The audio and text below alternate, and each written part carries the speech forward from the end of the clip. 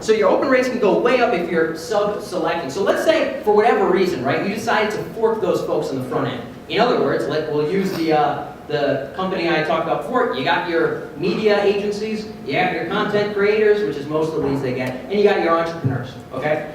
If I send an email that's like, crowdfunding services or best crowdfunding practices to a list of, let's say it's, I don't know how many people are in it, 3,000 total folks. I might get myself an 8% open rate. I mean, if they're kind of cold, if they've been sitting there for a while, I might do okay, maybe 10%, maybe do a little bit better. But, crowdfunding best practices, red button, wham, just crank everybody. But if I parsed everybody in the front end, and I still have those data points, right? They didn't like disappear after month 2. Like they still sit there. So what I can do instead is when I send that blast, I can actually make it a targeted broadcast, a little bit less of an offensive blast. And I can say, okay, this 1,000 folks who are the entrepreneurs, they'll get a subject line. They'll also have a call to action that'll relate to entrepreneurs.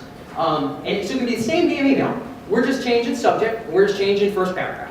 The agencies, we might say something about agencies in that subject line, and then say something about agencies in the first paragraph. And if you're an agency, it's like I straight wrote it for you, but I did it, right? I just changed up the same email 3 different ways. I changed a word and I changed a word. Sometimes I'll need to change a paragraph, but it's not rocket science. Either way, a little bit more time, right? 12 minutes over here as opposed to 8 minutes. Oh, geez, so copy and pasting, oh my goodness, so terrible. But at the end of the day, if I have a little bit of bump in this subseg, a little bit of bump in this subseg, little bit of bump in this subseg, and let's say that I have no bump in the actual click-through and the actual purchase percentage of our openers, which I normally will, by the way, if it seems targeted to those sub-segmented groups, then I can have drastically higher purchases. So you can see over here, 8% open on a 30,000 person list is 240 openers, and if I have a 1 in 20 buy rate there, then I'm getting 12 buyers. All right? If I keep the exact same ratio of 1 in 20 buyers, but I sub-segment and I have little lifts in all those open rates, then I get a lot more buyers.